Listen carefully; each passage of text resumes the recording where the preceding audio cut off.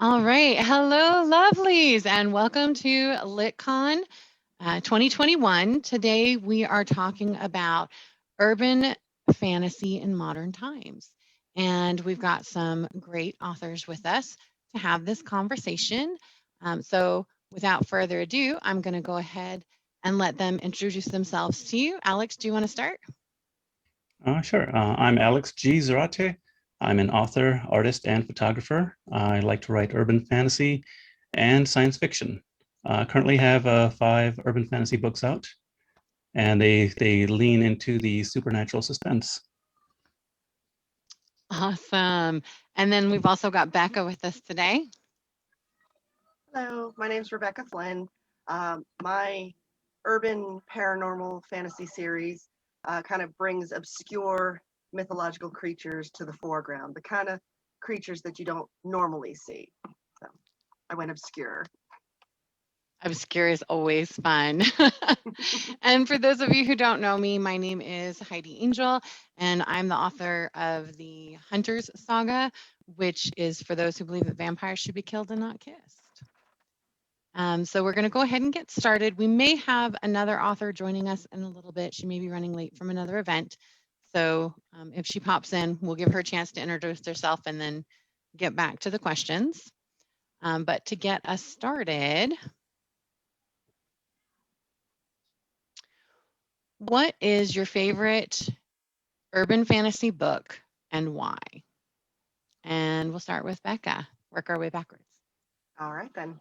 My favorite urban fantasy, I'd have to say it's more of a series than just a single book. The first one is Stormfront, which is part of the Dresden Files by Jim Butcher, and I absolutely love it because it's just, an ordinary guy with weirdness everywhere, and he doesn't rely on the gratuitous, unnecessary physical scenes that a lot of other series tend to rely on. So I like that it's all story. Yep, that is awesome. And then Alex, what's your favorite? I would right now my favorite is probably still Mistborn by Brandon Sanderson. That's one of my favorites. I think I started with his Elantris book, but when Mistborn came out, it just that blew me away, and I just could not read that fast enough to get to the series, and I love the spin-off series he did with it. I love the world and the characters they created from that. Yeah, absolutely. Sanderson is awesome. I got to meet him at Comic-Con a couple years Nice. ago. So it was pretty cool. Benefit of living in Salt Lake. All right. And then my favorite, this is actually really hard because I can't even pick a favorite genre, let alone a favorite book in a genre. But I'm also going to cheat like you guys did and pick a series. And I think I'm going to go with the Vampire Academy series because she clapped back at the vampire romance that was happening at the time, which I appreciated.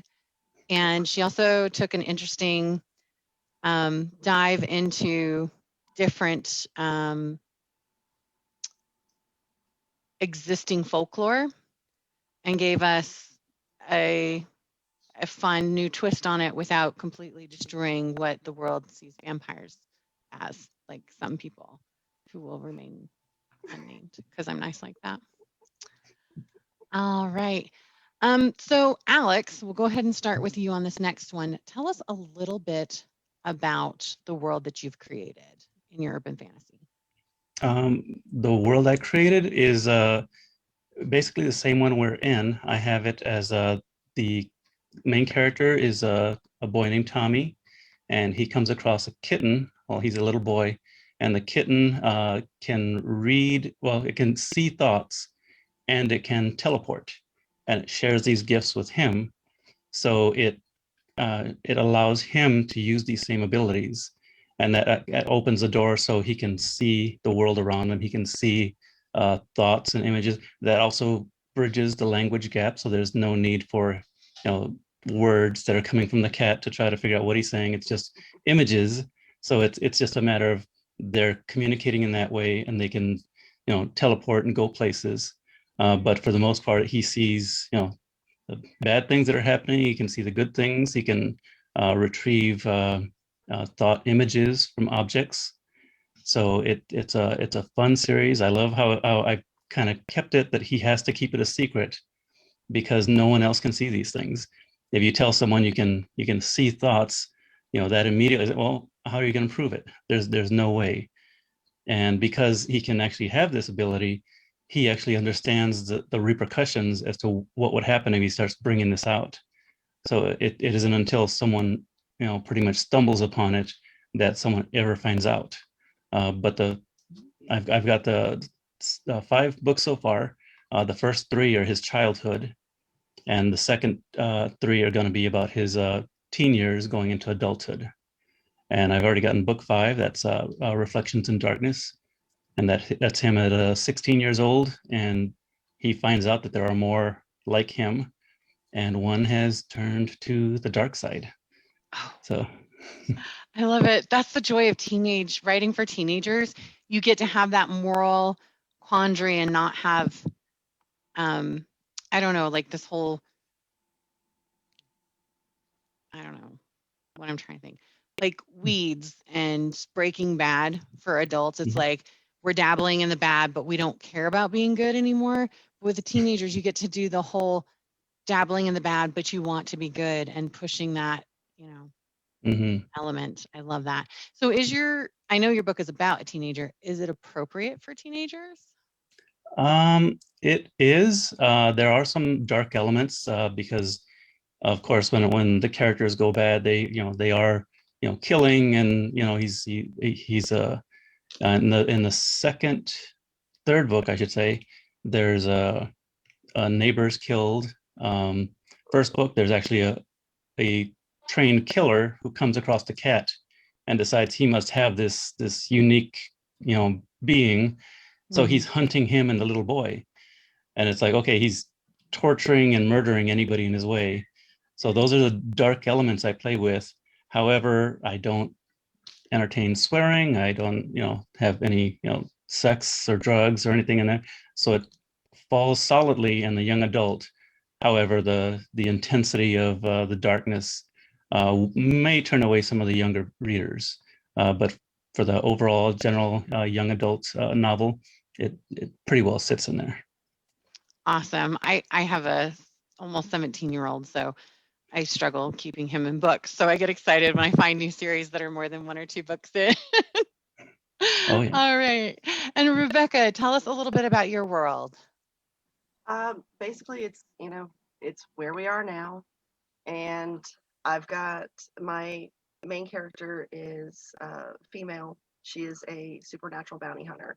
She gets hired by um, different councils around the world to hunt creatures, and her least favorite person is on.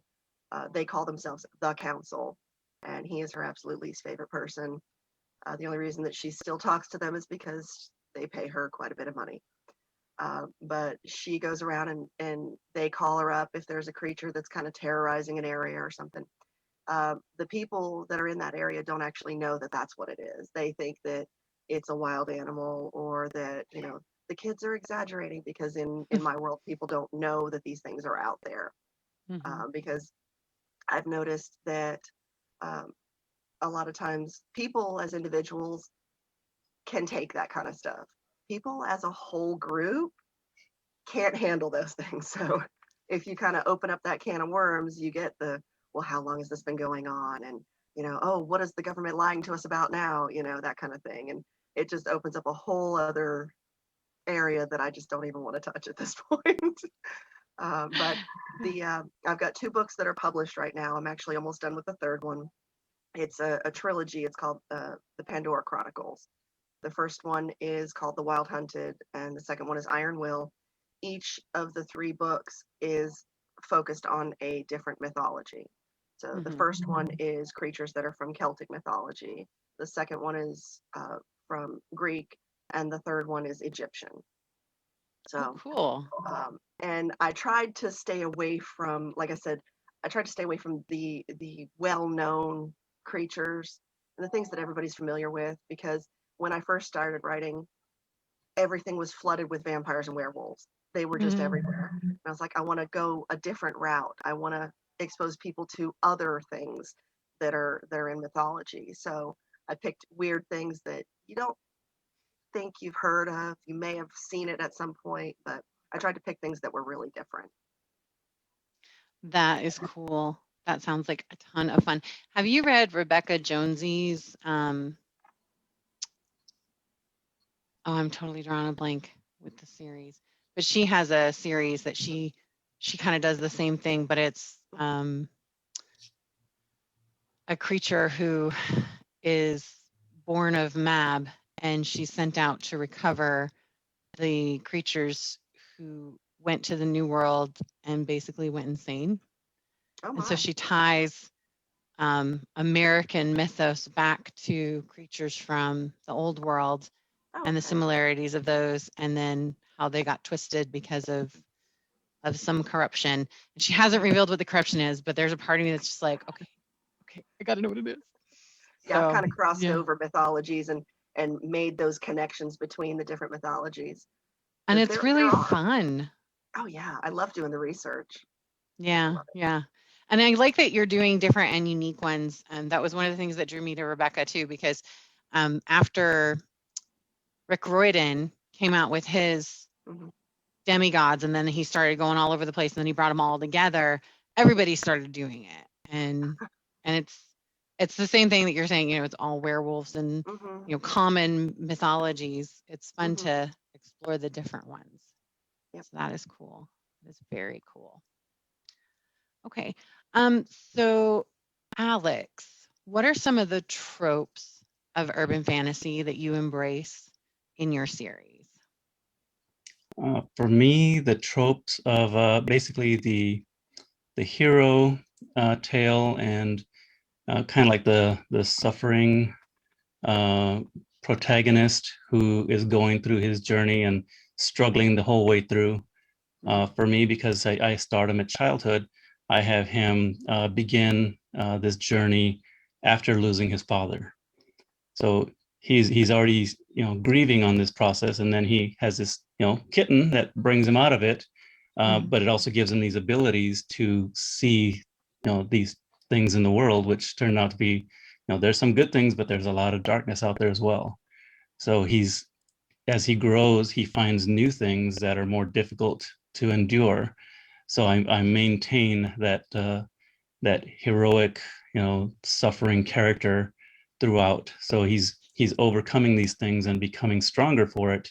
But at the same time, he's not, this, you know, flamboyant, Superman, always happy, always positive type of thing. He doubts himself. He doubts, what he's doing. He worries about his family. He worries about friends, and he's constantly doing the right thing, but also agonizing when things go wrong for him. So Mhm. that's a trope I maintain throughout the entire series. And I love that. And that's one of the things that fantasy has started to shift to, but urban fantasy has always kind of embraced the reluctant hero and the imperfect hero. And I really like that because it is a good example to us that we can be heroes too. We don't have to have special abilities necessarily, and Mhm. special abilities don't necessarily make being a hero easier, right?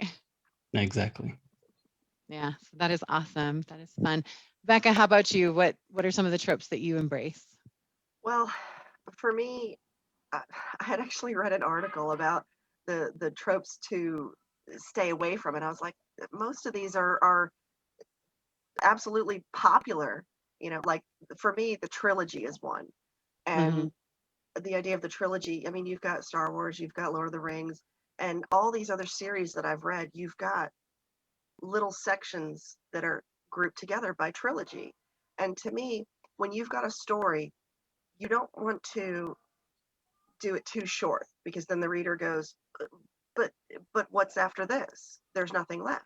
And you don't want to drag it on for too long and end up just having the reader go, oh, is this ever going to end? So to me, the trilogy is just about the right size, to tell your story in. And the Pandora Chronicles is a trilogy. And Hmm. going into it, there's an end. You know how long it's going to take to get to that point. So I like the idea of the trilogy because there's so many positives to it. Um, Another one is the idea of the chosen one, and I know that it can be very played out and it can be very annoying sometimes. But when you've got a genre where you've got all this stuff that can happen, all these fantastical things that can happen, you've got somebody that's got these abilities, and you're going to have this world altering moment at some point in that world. So why isn't there the chosen one? This one person who can be the strong person, who can be the one that takes that on. So why is that such a bad thing? So I've actually embraced that. My main character has a bit of history that you don't actually find out for a long time, and quite frankly, she doesn't even know about it. So there's that. And then the whole idea of the humans, ordinary human beings, not knowing about the world of fantasy. And like I said before, it's a matter of an individual can take it, people as a whole can't. So Yeah. And I honestly, I kind of feel like if you move into the alternate history realm, that's not really urban fantasy anymore. If the world knows about these things, if people know about these things, mhm, it doesn't feel as real. It pushes more into sci-fi and alternate history, mhm, to me. So I like the idea that the possibility of the book being true is is there. That's mhm, one of my favorite parts about urban fantasy, honestly. mhm. It's that Yep, aspect. And then also very the good. three act structure has been around since the Greeks, right? So I don't think it'll ever get played out Yeah, in any which way that we exactly. do it. I just found that to be very amusing. I was like, why would this be something that you should steer away from? I mean, it's just the perfect thing to pack your story into just enough time to get to know the character, to find out what happens, and to defeat the bad guy, basically. You've got just enough time in those 3 books. Why move away from something that works that well? Yeah, that's true. And that's why it has been around for so long, I think. But there is something to be said of, honestly, I think what happens is we look at, we as authors, not as readers, we look at the work as authors, not as readers. And we don't want to be like everybody else because the whole reason that we're creating the story is that it's a story that hasn't really been told before. And so when we see these trends that are happening, we're like, oh, how do we differentiate ourselves? We're going to be different. We're going to be unique. And then everybody follows that same train. But some things just never get old, right? Mhm. Yeah, yeah. I mean, there's a way that you can be different and still fit into certain things. I mean, that's why fantasy is a genre. You know, Right. there's ways that you can differentiate yourself and still fit into the genre. Yeah, absolutely. Absolutely. That is true. And then I think if we did away with the chosen one trope, I mean, half of us read it because we want to be special and Hmm. we want to escape and we want Exactly. to read people who are like us getting to have that adventure in that world that we wish we could have, right? Hmm. But I Exactly. also like that it's often portrayed as not as great as we hoped and wished it would be. And that's kind of life too, right? Hmm. Mhm. Definitely. All right. And then are there any tropes that you like twisting in your series that, you manipulate in a way that's different from the industry standard? For me, I like to twist the idea of the enemies of the character. For the first book, I start off with, he's a child and he's being bullied, and some of the bullies are very violent. Um, and there's also a street dog that people are terrified of that they run into from time to time. And by the end of the book, the bullies have actually encountered a truly evil person, which is this killer that comes across the cat, and he kills one of the bullies, and it basically tortures the other ones for information to find out about the boy. By the end of the book, the bully is now, completely turned around. He understands what victimization is, so he no longer feels any kind of interest in bullying others or hurting others. He wants to, for the first time, actually help other people. And the dog, it begins as being this fearful character, but when this killer is attacking the little boy, something's triggered in the dog's memory of he used to be the protector. So that instinct kicks in, so he attacks this man, and it flips from being, okay, here's this scary dog that everyone's been running from, and now this scary dog has become the hero to the little boy.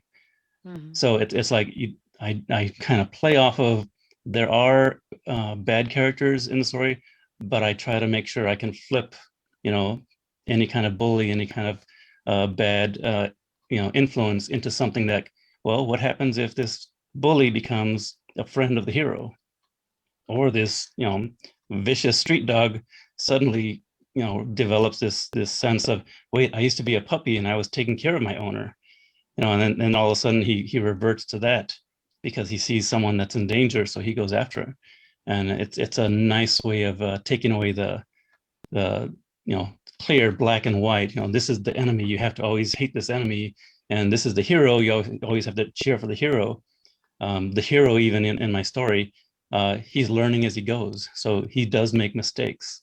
He tries to do the right thing, but children learn as they go. So I make sure that he's understanding life experience, life, failings. He does things that are right, he does things that are wrong. So I try not to give this clear, this is always the hero, this is always the villain. Otherwise it for me, that always gets kind of boring after the first couple of books. It's like, okay, well, heroes always doing the right thing, always winning, always getting ahead of it, and the villains are being defeated each and every time. If you keep with that, then you're just writing the same story over and over again. So I Right. try to flip that as much as I can. I like that. I like the idea that there's always the opportunity for redemption, but also there's always the opportunity to not be the good guy. And it's Mhm. something that you have to choose every day. And sometimes you don't always make the right choice. But Exactly. yeah, I also like to play with perspective in mine. So I have the two quote main characters that go throughout the whole series. Fury and Havoc are mystical beings who hunt vampires. And in the first book, when you're introduced to them, you're introduced to them from the perspective of a 17-year-old who was a fan of gothic stories and things like that before his little town was invaded with vampires. And suddenly, this kind of outcast is the leader of this group of kids who've realized what's happening. Kids, they're young adults, 17 to 25 is the oldest one, but they all realize what's happening to their town and they're trying to stop it. And then these people show up, and other people in the group are a little concerned about these people who seem to know what vampires are not surprised, and also manage to kill them really, really well. And this is what Chris has always dreamed about. And so he's completely enamored with them. And so when you hear the story in the first book, it's all about how amazing they are, how badass they are, how tough they are, how awesome they are. And then in the second book, you get to see it from a different character's perspective, where they are a potential threat to his well-being because he could turn into a monster. And they basically told him, if you make the wrong choice, we'll have to kill you, because they're protecting humanity. But he also sees one character in particular in a very different perspective than the horny teenage 17-year-old did. And so he doesn't have a great liking for her. And one of the readers was reading it and they were like, this is not even the same character. I was like, it is. It's just from a completely different perspective. But we as people are the same way, right? Some people think that I'm the greatest thing in the whole wide world. Others that think that I am Satan's child. It just depends on where our relationship falls and how we interact together on how they feel about me. And I think we all experience that to a degree, but being able to see, we don't really get to see that in stories. We always, because the narrator decides how people see things. And I haven't seen a lot of narrators take that opportunity to make that twist. So that's always fun to play with. But it sounds like you do that to a certain extent, right, Alex? Mm-hmm. Yeah, I dive into that on a regular basis. I try to make sure that there's different perspectives in the second book. There's a criminal who he basically is involved in a hit and run, and he's been hiding out. So he's all of a sudden it's like he's committed this crime. He's in parole violation. He's already wanted, and he's been under an assumed name, and he just committed this horrible crime. So the first thing he's thinking is my life is over. I can't be caught doing this. So he ends up trying to hide things and try to conceal his crime, and he becomes more paranoid in the process. And at one point, he's actually trying to, create an even greater crime because he's thinking if this horrible thing happens somewhere, the news will shift to that, and people will forget about what happened, a few days ago with his hit and run because everyone's talking about it. So let's just go do something even more horrific, and then they'll be talking about that, and I'll just won't be touched by it. And it, of course, that just escalates to a point where it's like, okay, you're seeing his decisions, you see what he's doing, you know it's wrong, but you can actually see his perspective and why he's doing it because he doesn't know any different. He's been hiding out. He's lived a life of crime, so it's kind of like he's making one bad decision after another. So it's the matter of you can see it, you understand it. It's not just randomly. Okay, he did this hit and run. Now he covered up his crime, and now he's committing this other crime. It's not as cut and dried as it would be if you just stayed away from his perspective. I bring you right in, so you see his paranoia grow as the book progresses, and the main character, the hero, he begins to piece together where this is coming from, and he starts trying to find out. He even kidnaps a boy, and the community is trying to find this hit and run person, but they don't know about the missing boy yet. So my main character is trying to track this person down and trying to find this boy, and it all comes together at the end. And it's just a matter of you're making the choice either to help someone or to do things for selfish reasons. Mm-hmm. And I show you both sides. I show you so you can actually, by the end, you realize these two completely separate choices are going to result in what you know is going to happen, whether they like it or not. But you're not going to just assume, okay, the hero's being good because he's being good, or the bad guy's being bad just because he's bad. You actually see the reasons behind it and why they're going to that extreme to what they have to do at the end. Mm-hmm. I love that. I love that. And so what character tropes do you twist, Becca? The big one is the whole damsel in distress thing, because who doesn't love a damsel in distress, right? I have my main character is stronger. She's faster than her partner, who happens to be a male. So there's more of she takes control. She's in charge. She does the rescuing. There have been instances where he got hurt. She carried him out of there, that kind of thing. So it's that I'm not the damsel in distress. I'm in charge. I'm the hero. I protect you, kind of a thing. The other one that it's not, I guess, twisted as much, but when the hero tries to turn the bad guy, turn them good, kind of a thing. I have the bad guy trying to bring the good guy to the dark side, so to speak. So I've seen it done before. I guess it is kind of a twist, kind of a twisted trope, but the bad guy's going, you know that this is right. You know that what I'm doing is right. You know, that kind of thing. So trying to come to the dark side with me, that kind of Love thing. it. Love it. Also, I absolutely adore strong females.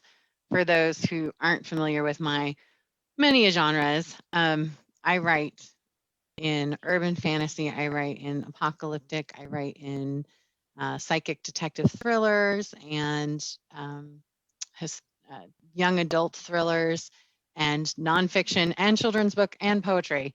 But all of them, my main theme is strong women and exploring the different types of strength in women. And I have a feeling I would really enjoy your main character because she sounds like me. That's the main reason I got into writing is that there weren't Mhm. enough strong females that were Yeah. realistic. You know, they're always like Mhm. badass but broken. And I hate that trope so it drives me crazy. But yeah, I love strong females that can also be sensitive and aren't always falling apart, even though they're physically strong. You know, they're both physically and emotionally strong. I like characters like that. So Right. that She is had a little awesome. breakdown before the story started. It was something that happened to her, and then it kind of it made her see that what she thought she wanted was not what she actually wanted. So it changed her perspective on everything. So now she's like, you know, being that way is what was breaking me. So Mhm. being me the way that I am is what I need to be. This is what makes me stronger emotionally, stronger mentally, just everything in general. So the old what she thought she wanted is what was actually doing the breaking at that point. So she's fixed herself, so I to love speak. that. That is awesome. And that's another thing that I think is really fun with urban fantasy that we don't get as much with fantasy is that characters are looking at how to be true to themselves Hmm. and dealing in a world that is so familiar to us and dealing with conflicts that are mirroring what's happening in our own world in a lot more real ways, I think, than a lot of like epic fantasy does. Um, I know a friend of mine and I, we were talking about how some people that we knew that watched Star Trek growing up and they're extremely backwards in their thinking. And we're like, how is that even possible that you could watch such a progressive show for the time and then come out being not a little more progressive than they were? But another friend made a good point. It's so far removed from our world that it's hard for them to imagine embracing those behaviors and those Hmm. belief systems. Yeah. But with urban fantasy, it's it feels more grounded and feels more real, you know, Hmm. which I really enjoy. Yep. Okay. And then Alex, tell us a little bit about what process you went through when building your world. For me, it was more of I wanted to see what would happen if I could introduce this character to abilities, but not follow, the typical superhero origin story where he becomes all powerful and he can do all these amazing things, and now he's pretty much unstoppable and he's charismatic and excited, and I didn't want to go in that route. I wanted to make sure he has as much real life situations as possible. Since I started with his losing his father, in the second book, when he uh, is increasing his abilities, he ends up struggling just because he now sees, all the terrible things that have happened. And this killer that came after him in the first book is now like a ghost image that keeps appearing in all places because he can see the memories come up on that. And he ends up pulling up a lucky charm that his father kept, and I have it as a little arrowhead, and he can use that to see his father's life. So he can actually go into that and see his father at childhood and his father growing up. So in a way, he retrieves that part of him, of his life, even though his father's gone. So I make sure that, it doesn't follow the typical storyline of, hero becomes strong and everything is good. It's always he's got to have a challenge. He has to grow as a person each time. The first one is just he just learns. He's 8 years old. The second book, he's 10 years old, and he's had this ability for a while, and he's learning how to control it, but he increases it to the point where he can't control it. And in that story, he has to learn control. So I maintain that. Actually, each book is standalone. So I make sure that every story begins with kind of like a recap, reintroduction to him, so you understand who he is and where he comes from. And I give a good resolution by the end. So his entire arc is always solid for every book. And that's the way I like to do it. I like to create the story, make sure it's based in as real a situation as possible. And so as he's growing, every situation grows with him. And it's just like, everybody's life, you learn something new as you go. So I maintain that throughout the series. I love that. That is really fun. Absolutely. And I also like the fact that you do the standalone. That's one of the things that I've noticed that, particularly in urban fantasy, we've drifted away from the ability to, jump into the middle of a series and be able to enjoy it. And I think that gives you a little bit more leg room to be able to continue. You're not going to run yourself into like, I can't even think of the author now. I was so glad I didn't read her books, because like by book 4, everybody was like, she's just gone off the deep end. The story doesn't even work anymore. And they were so upset about that. But when you have that clear open and close and structure, it's the structure thing again. That's what we come back to every time. Like every book I've got is it has him almost at perfect 2-year increments. So it's not like, okay, this story ends and on a cliffhanger, and then it immediately begins in the next one. I never wanted to do that, because I wanted to have a reader be able to pick up, book 2 or book 3 or book 5, and be able to read it, and immediately from chapter 1 who this character is and what's happening. And by the end, you're happy for the resolution.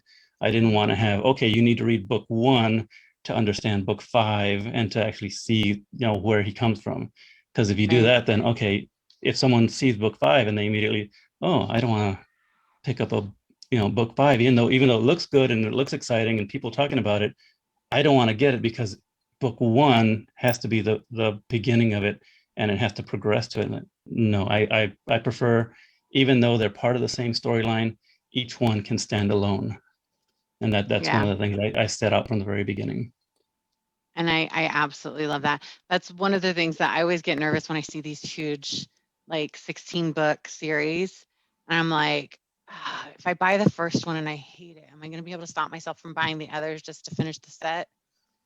And every time I have to war with myself and convince myself that I can always donate the book. I don't have to buy the whole set. I don't have to keep it if I don't like it. But I like being able to break it up like that. And that's the other thing that I like about the 3-act structure, because you're completely right, Rebecca. When you look at the other ones that go beyond the 3, they're still following the 3-act structure. They just do 3-act structure, then 6-act structure, then 9-act structure. Or they do like this other author did that I can't remember. Cassandra Clare, that's the name, Cassandra Clare. And like by book 6, she's in a completely different genre, apparently. So yeah, I don't know. I was lucky I didn't read them, but apparently she went from urban fantasy to more paranormal erotica. And I was like, yeah, I would have been upset as a reader if I'd gotten to book 4 or 5 and had that happen to me. That would have been devastating. So yeah. So Rebecca, tell us a little bit about what went into the thought process when you were creating your world. Well, I wanted it to be something that people could relate to. So it's all stuff, places that you can actually look online and pull up this place or pull up this place. and you can see what it looks like. You can see pictures of it. So I wanted people to be able to actually see those places, to be able to put those characters in those situations as they were happening. I used actual, um, in the first book, I used an actual religious tower in Ireland. It's an actual place, um, and I wanted people to be able to actually picture her going into this place and doing what she had to do in there. Um, I didn't want to create just a whole brand new everything, Mm-hmm. because when you do that, it gets a lot more elaborate, and then you've got all kinds of other stuff that can go wrong with that. If you stick with part of what's already there, what people already know, and just add stuff into it, it makes it a lot easier. So with her, she lives in Idaho, but she travels all over the world. Okay, she travels different places. The first place that you actually meet her in is downtown Philadelphia, and she's going in through alleys and stuff like that.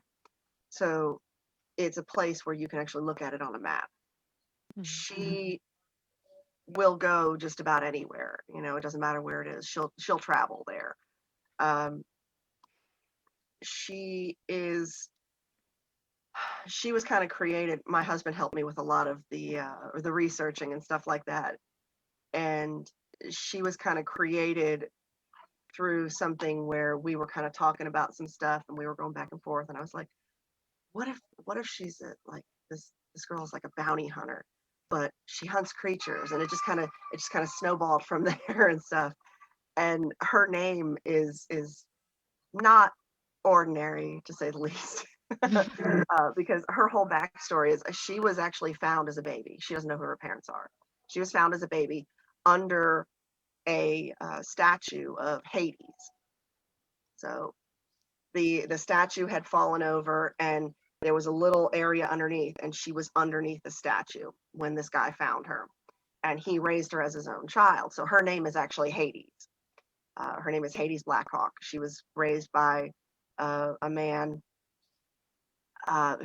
he was kind of shunned from his tribe. He was a Native American. He was shunned from his tribe, and he kind of raised her to be a hunter. Um, and she just kind of grew up in that lifestyle. She didn't have the ordinary childhood. So when she got to a certain age, she was like, and this is all like discussed through conversations that are in the book. It's not actually part of the book. Mm-hmm. But when she got to a certain age, she was like, I can't do this anymore. I don't want to do this anymore. I want to be normal. I want to be normal. So she went out, found the first guy that acknowledged her, and got married, realized it was a huge mistake when he did things that he shouldn't have done.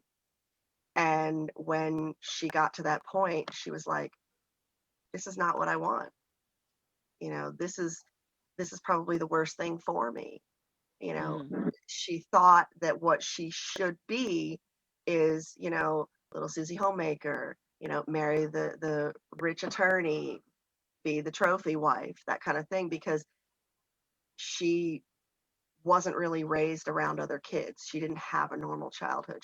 So she didn't really do a lot of the stuff that normal kids did.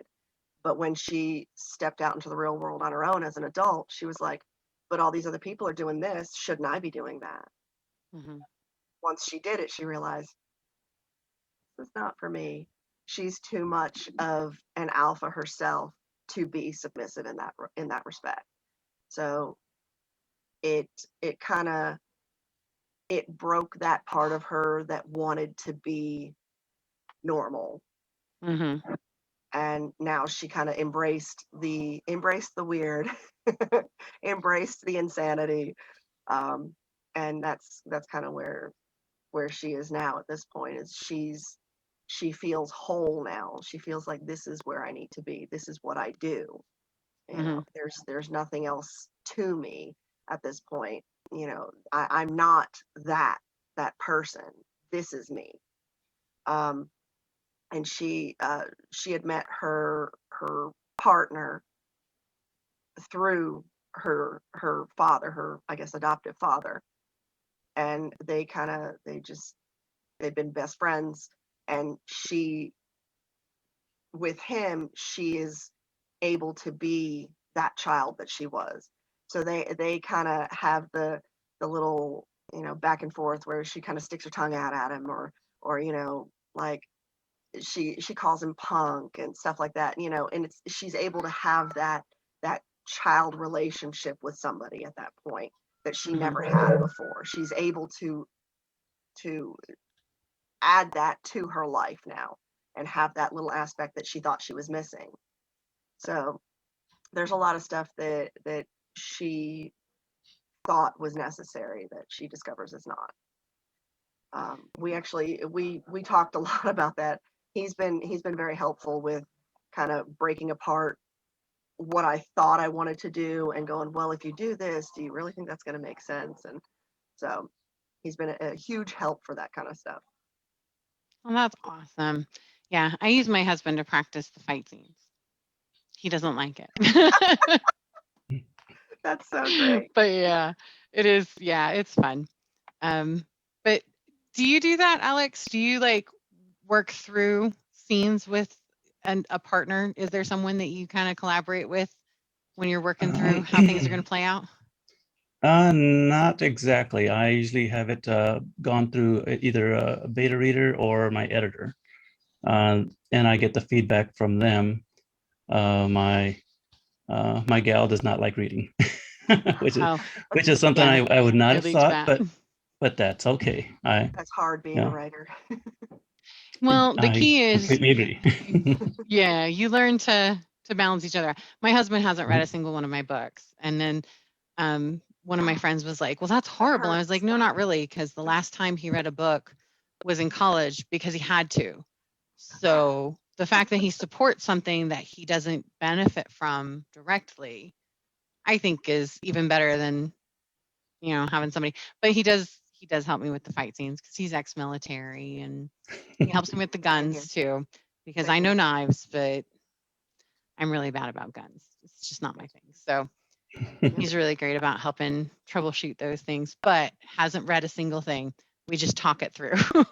So Yep. all right. And then we're getting close to the end of it. I did want to mention real quick for those in the audience, you can find Alex and Becca both have booths over in the virtual booth section on the LitCon website, and they're under the Urban Fantasy tab.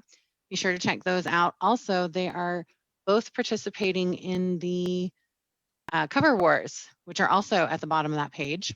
So go ahead and go check out their covers and decide which covers you like the most. They're not the only ones in there. There's some other covers over there. So go vote on those, because the first bracket should be closing tomorrow morning. So get your votes in so we know who gets to go on to the next round. And then to wrap up this fun conversation, what is one tip that you would give to somebody who wants to get into writing, particularly into urban fantasy when it comes to world building? And we'll go ahead and start with Alex. I would always say begin with something that you want to see turn into a magical or fantastic situation. Take a regular, just a regular situation, someone going home, someone going to school, someone going to their job, and see if you can put a fantasy element to that. Some magical, creatures, some abilities, some, something in there, and then you actually have something grounded. Once you have it grounded in what you want, what you're looking for, then you can go in any direction you want, yet maintain, in the world that you're in. One of the things I always loved about the original movie Men in Black was at the very end. He was, or not at the end, the middle. He was talking about the most important thing is people do not know that this is happening. Is the only reason they continue with their lives is they have no idea the world is in danger. So one of the things I always maintain in my fantasy books is nobody knows. He's a main character living this world, fighting these killers and standing up for all these terrible things, but nobody realizes what he can do or what's happening. and that's one of the best parts of writing a fantasy story. You can make it as normal as possible on the surface, but when you describe everything happening underneath, you can create this entire world that people will just love to go into, and that's one of the best things I like about fantasy. I like that. I like that a lot. Absolutely. And Rebecca, what's one piece of advice that you would give when it comes to world building for urban fantasy? Be consistent with what you're doing. If you've established something as, this is this way, keep it that way. Don't start going, well, for this person, it's this way. For this person, it's this way. Um, Maintain that consistency, because once you start going off track, people are going to go, but wait, but what about this one? And it gets very confusing. So whatever you established, maintain your consistency. Yeah, that is definitely true. And you do see that a lot in some of the, especially the longer fantasy series, because they're trying to figure out how they can break it up without making it too distance from. And I think you were smart. You started with unique characters and folklore. And so people aren't going, wait, where are my vampires? I want my vampires, because you haven't established that. You're already working outside of that norm. I do like that. Yep. And then I think my advice would have to be take as much time to describe the real world as you do the fantasy overlay. Because I think sometimes we get lazy. I mean, I'll admit, I used to tell people all the time, I write urban fantasy because I'm too lazy to write fantasy, because all that world building is hard. But the reality is that you still have to, just like with historical fiction and just like with other contemporary fiction, they have to do the same thing. You still have to establish the world that exists, and that world has to feel real, even with the fantastical elements. And so I strongly recommend pick a place and describe that place, just like Rebecca was talking about in the beginning. People can actually go and look at pictures and recognize her world in the pictures that they look at. And I think that's one of the exciting things that we get to do as well in urban fantasy. And we forget that if we give them that grounding, it makes it feel more real, less fantastic, but also gives them more possibility than you get with fantasy. And that's fun. Okay, let's go ahead and let everybody wrap up.